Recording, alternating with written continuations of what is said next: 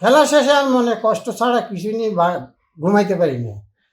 সারা রাত বসে থাকি টিভির সামনে, কখন খেলা আসবে, কখন আমাদের সুনাম বয়ে আনবে, কখন উইকেট পাবে, কিন্তু সেই আশা আমাদের ব্যর্থ।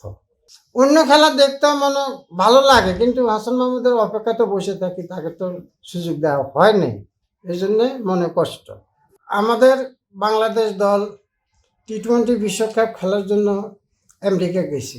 যাই হোক, আমরা এতে খুশি, বহুত আশা ভরসা করে বসে আছিস, তারা ভালো একটা খেলা উপহার দিবে এবং ভালো খেলোয়াড়দের সুযোগ দেওয়ার জন্য সবার কাছে অনুরোধ রইল, যাতে আমরা কোনো ম্যাচে আর সামনের দিকে না ঠকি এবং প্রত্যেকটা ম্যাচ যেন আমাদের বাংলাদেশের সুনাম অর্জন করতে পারে এবং ভালো খেলা উপহার দিতে পারে, এটাই আমার আশা ভরসা। যারা বারবার ঠকে 1 রান 2 রান করে আউট যায়, তাদেরকে বারবার সুযোগ দেওয়া হয়, কিন্তু এটা মনে বড় কষ্ট।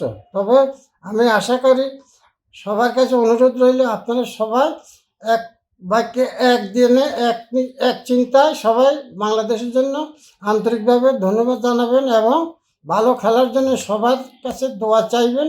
আমিও দোয়া চাচ্ছি, তারা যেন ভালো খেলা দিয়ে আমাদের মান সম্মান রক্ষা করতে পারে।